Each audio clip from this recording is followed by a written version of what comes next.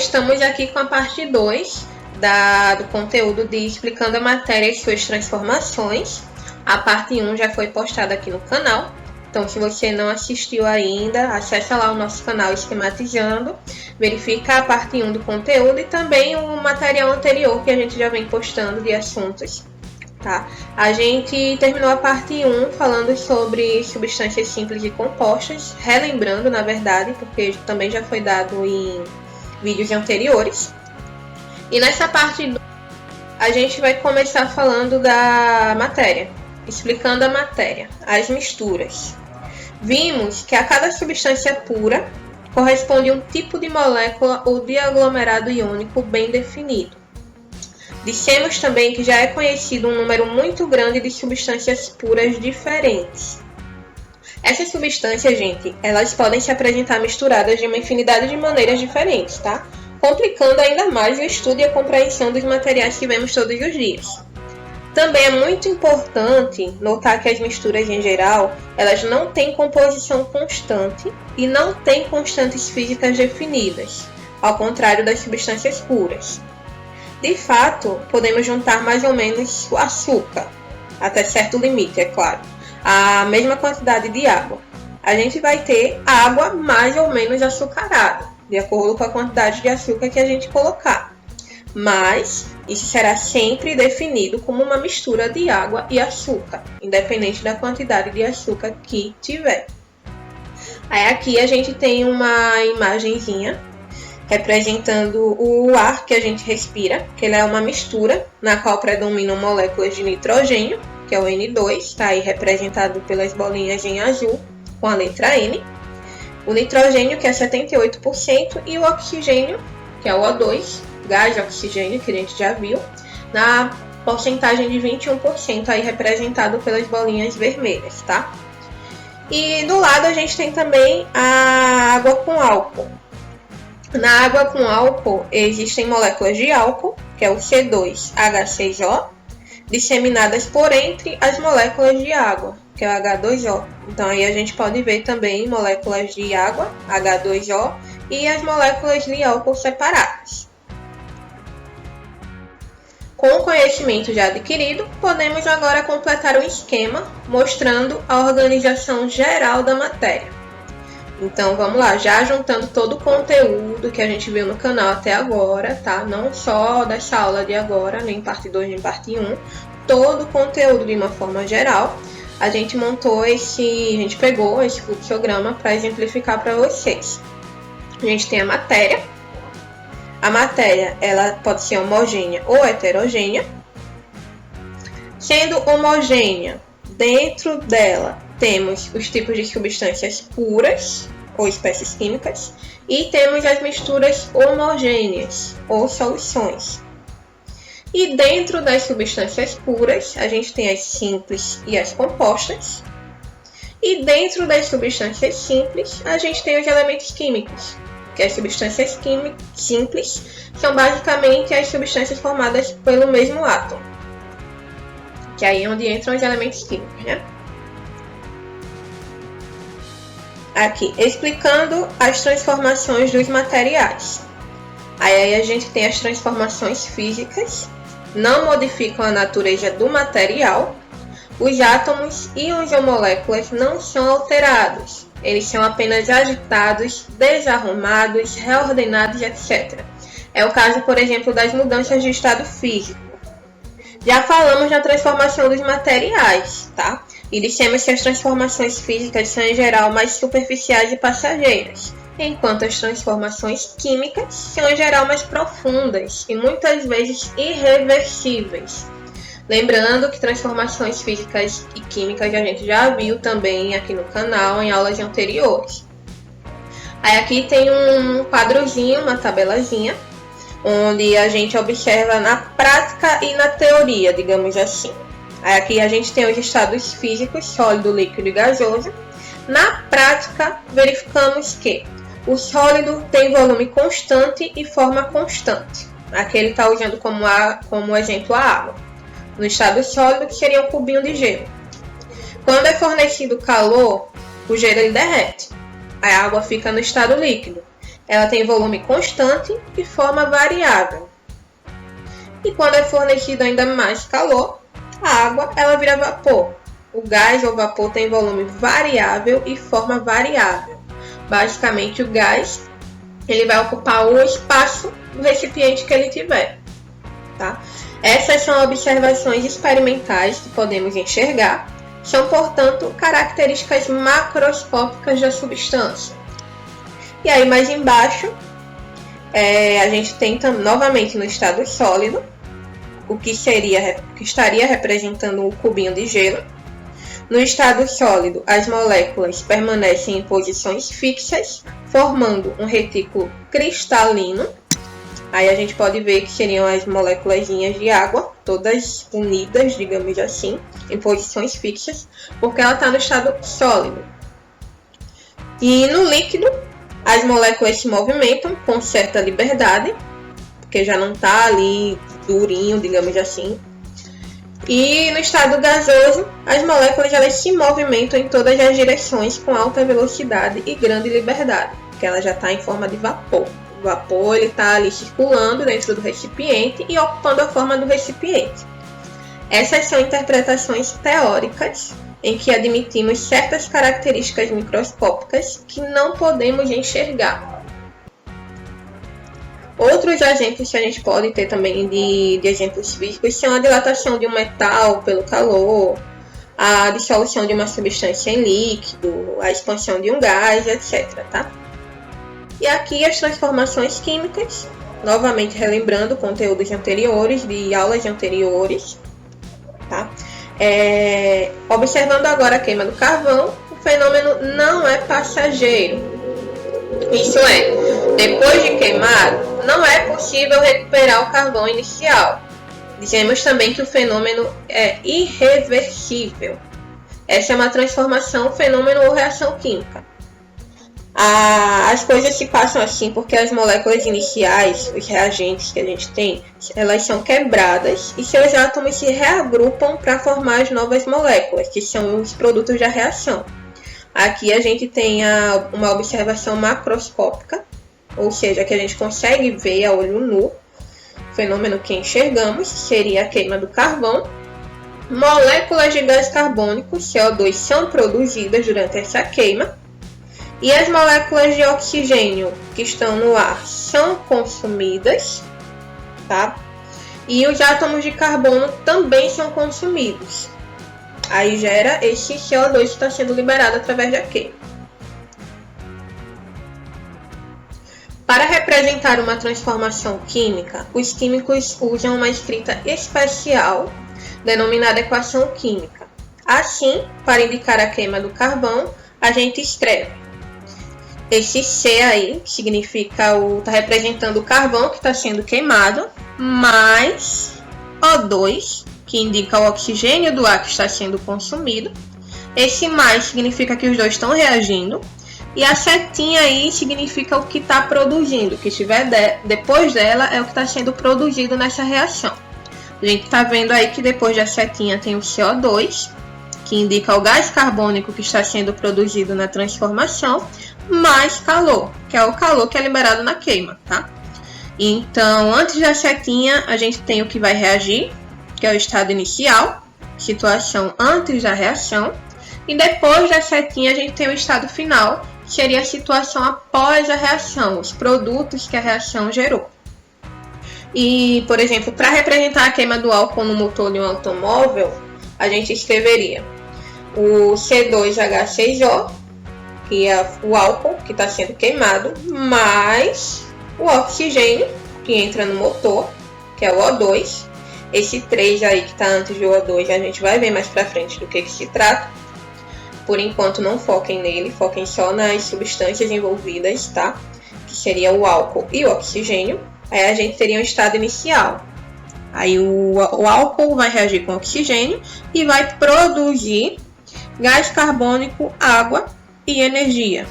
A energia indica a energia que movimenta o automóvel. Então, esses produtos gerados aí de gás carbônico, água e energia é o estado final da reação, tá? É fácil reconhecer uma transformação química? E aí, o que vocês acham? É fácil você olhar para alguma coisa e afirmar que está ocorrendo uma transformação química ali? Em geral, sim, pois quase sempre percebemos algumas das seguintes manifestações. Seriam manifestações que vão caracterizar uma transformação química. Por exemplo, liberação de energia, calor, luz, explosão, como por exemplo acontece na queima do carvão que a gente viu. A liberação de gases, que é por exemplo a efervescência de um comprimido antiácido na água, o mau cheiro de um ovo podre e tudo isso que libera gás. A mudança da coloração, por exemplo, uma folha de árvore amarelando, um fruto que está apodrecendo, uma grade de ferro enferrujando, tudo está mudando de cor. E a formação de um precipitado, que é o aparecimento de um sólido em uma solução líquida. É o que a gente observa, por exemplo, quando adiciona nitrato de chumbo em uma solução contendo iodeto de potássio. Não foquem muito nesses nomes não, saibam só que são reagentes químicos que a gente, quando mistura um com o outro, vai formar um precipitadozinho embaixo, que é como se fosse um sólido que a gente vê mesmo a olho nu.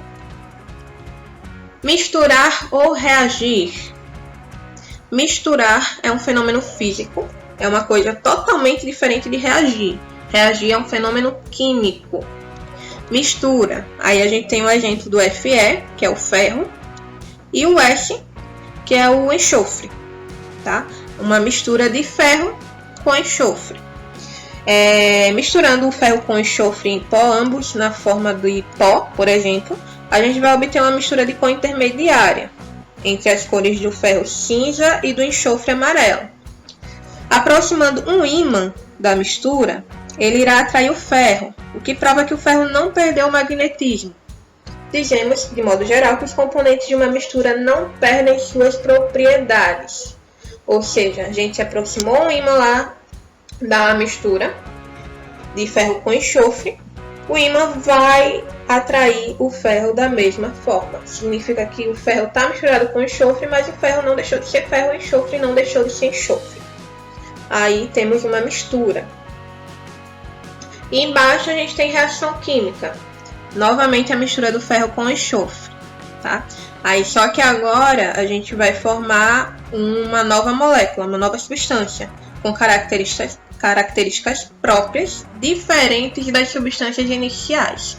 Diferente da mistura, que a gente juntou o ferro, juntou o enxofre, os dois estão lá misturados, mas um não deixou de ser ferro, o outro não deixou de ser enxofre.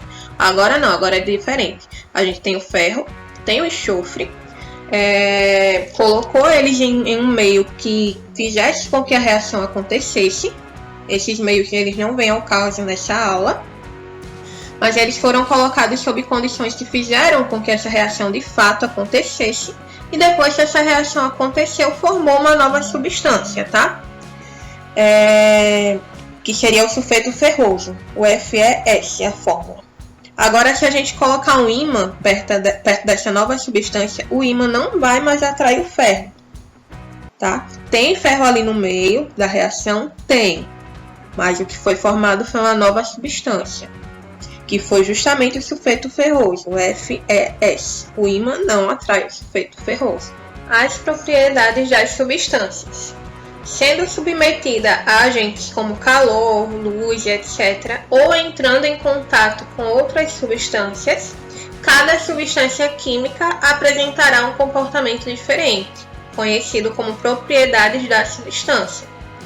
Fala-se então em propriedades físicas e em propriedades químicas, conforme venha a resultar em um fenômeno físico ou químico.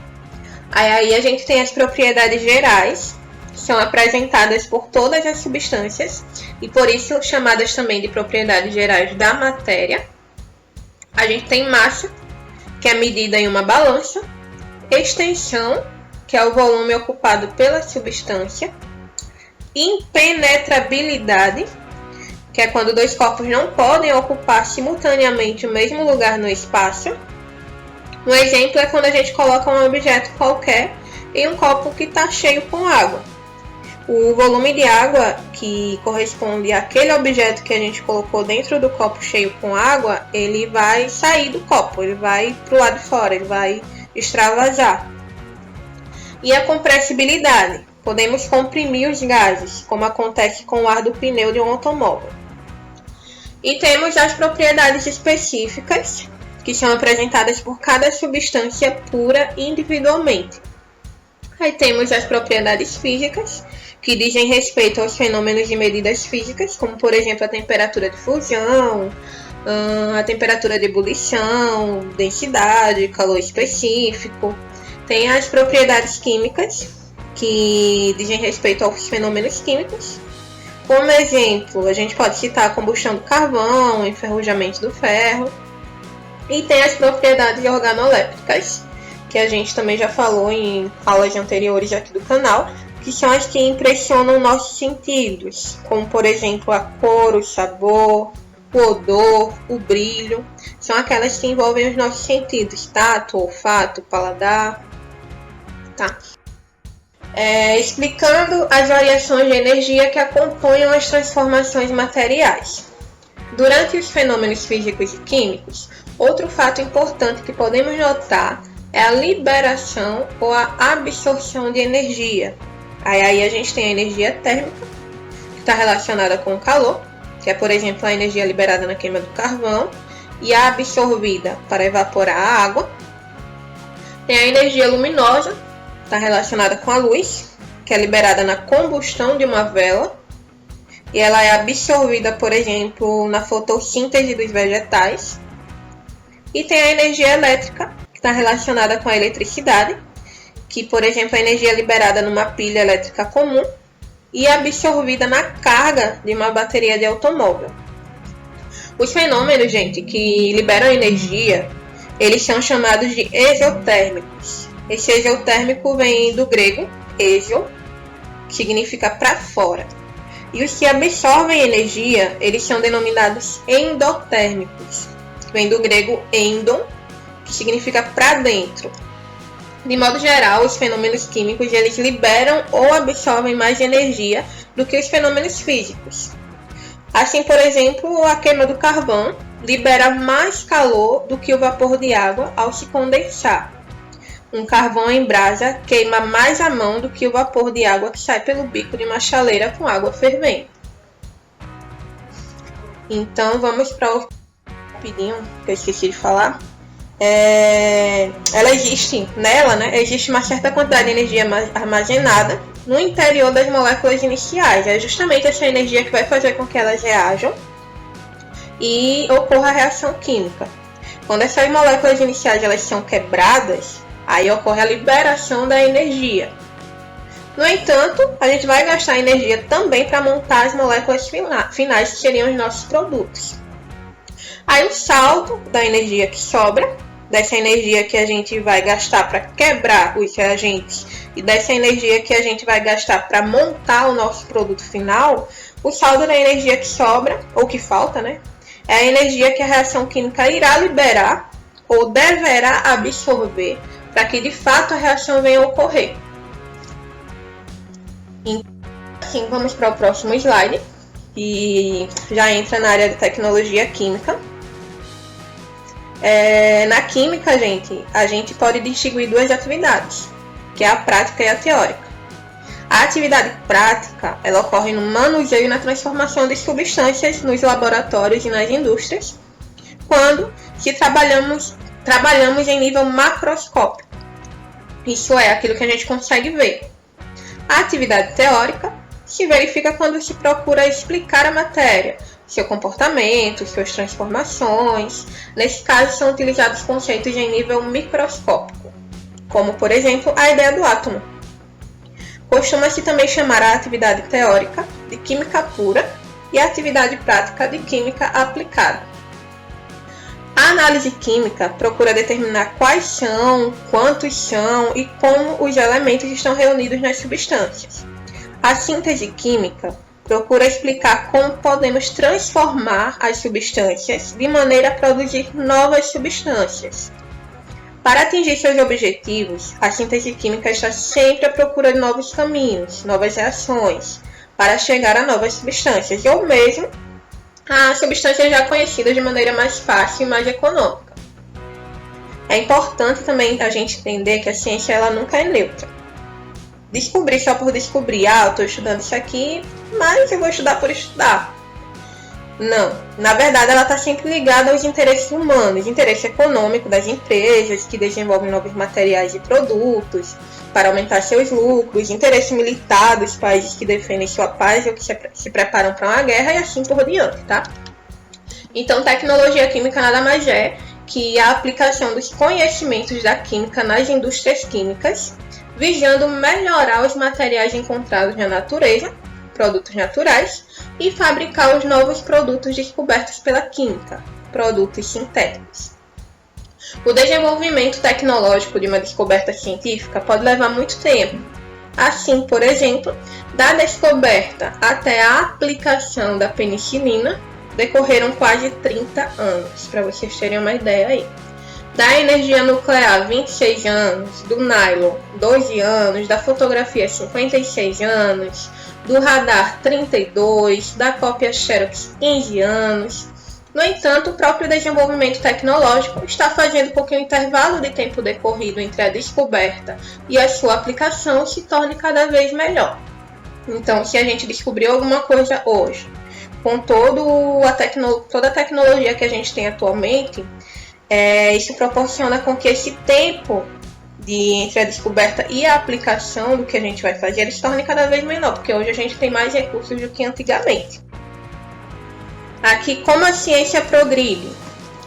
Embora no passado muitas descobertas tenham sido obra do acaso, atualmente elas representam um trabalho de grande número de cientistas.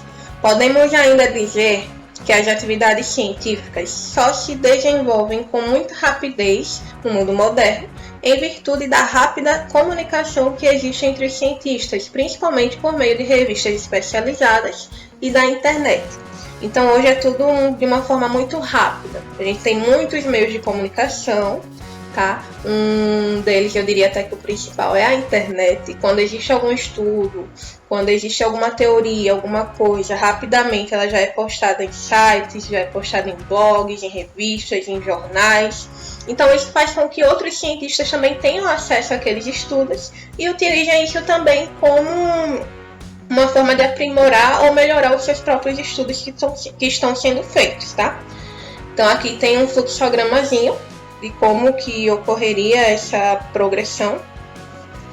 Tem as observações. A gente observa primeiro o que a gente vai fazer, o nosso material. Tem as experiências que a gente realiza. Através dessas experiências, a gente formula as leis experimentais e as hipóteses. E aí sim, a gente monta a nossa teoria, os nossos modelos, tá? Então aqui a gente tem o livro base que a gente está retirando conteúdo, que é o Feltri, de Química Geral, sexta edição de 2004. Tem as referências das figuras que a gente usou nessa parte 2. E aqui tem o nosso contato, tá? Para dúvidas, sugestões ao longo tanto dessa aula quanto das anteriores do nosso canal. Se surgir alguma dúvida, se surgir algum questionamento ou tiver algum exercício que queira tirar dúvida, é só mandar pra gente por e-mail, esquematizandocontato@gmail.com, ou manda pra gente nos comentários do vídeo no canal. E segue também a gente no Instagram, que por lá vocês podem falar com a gente no direct, tá? Lá também tem várias postagens legais da área de química. Então se inscrevam, sigam a gente no Instagram, curtam, compartilhem com os amigos. Muito obrigada, tá? E até a próxima aula e bons estudos. Tchau, tchau!